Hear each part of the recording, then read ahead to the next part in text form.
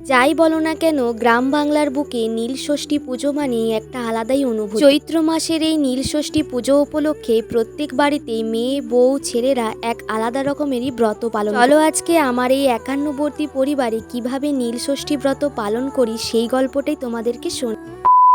দিনটা ছিল সোমবার। খুব সকাল সকাল ঘুম থেকে উঠেই দেখি মা এদিকে উনুন ধরিয়ে গরুর জাউলি বানাবে বলে সমস্ত কিছুই কিন্তু রেডি করে নিচ্ছে। আজকের দিনে ফুল বেলপাতা পাওয়া খুব অসম্ভব ব্যাপার বলেই ঠাকমা খুব সকালবেলায় এগুলো জোগাড় করে এনেছে। তারপর ঠাকমার হাতে গরম গরম এক কাপ চা দিয়ে আজকের দিনটাকে শুরু করলে দেখি রাস্তার মধ্যে কত ছোট্ট ছোট্ট বাচ্চারা ঘাড়ে করে জল নিয়ে যাচ্ছে মন্দিরে এখন ঢালবে বলে। শুধু যে ছোটরাই যাচ্ছে তা নয়, তার সাথে কিন্তু বড়রাও যাচ্ছে। তো আমি আমার রুমে এসে আমার এই ছোট্ট বিছানাটাকে ভালো করে পরিষ্কার করে নিয়ে ঝটাপট করে স্নান করে নিয়ে সুন্দর করে রেডি হয়ে গেলাম মন্দিরে যাওয়ার জন্য। এদিকে কিন্তু মন্দিরের ঘটিগুলোও আমি রেডি করে নিয়ে, তারপর তো আমার মা এদিকে পায়ে আলতা পরে নিল, তারপর শাড়ি টাড়ি পরে নিয়ে মা, কাকিমা, আমি তিনজন মিলে এখন যাচ্ছি মন্দিরের দিকে। আমাদের বাড়ি থেকে মন্দির খুবই সামনে, আর মন্দিরে এসে দেখি তো প্রচন্ড পরিমাণে ভিড় ছিল। পরে রোদ্দুরের মধ্যে প্রায় 30 মিনিটের মতো দাঁড়ানোর পর আমরা অবশেষে মহাদেবের মাথায় জল ঢালতে তো মন্দির থেকে বেরিয়ে বাকি জায়গায় জল ঢেলে নিয়ে আমরা মাথায় চামর বুলিয়ে মা শীতলার মন্দিরে প্রণাম করে ঠান্ডা ঠান্ডা শরবত খেয়ে বাড়ি চলে যাই। এই রোদ্দুরের মধ্যে বাড়ি এসে দেখি আমার ঠাকমা এখন সুন্দর করে রান্না করছে দুপুরের জন্য। আমার ঠাকমা প্রায় অনেকটা সকালে গিয়েই আগেই মন্দিরে জল ঢেলে চলে এসেছে বাড়ি। এরপর তো কাকিমা বসে পড়ে লুচি বানানোর জন্য আটা মাখতে,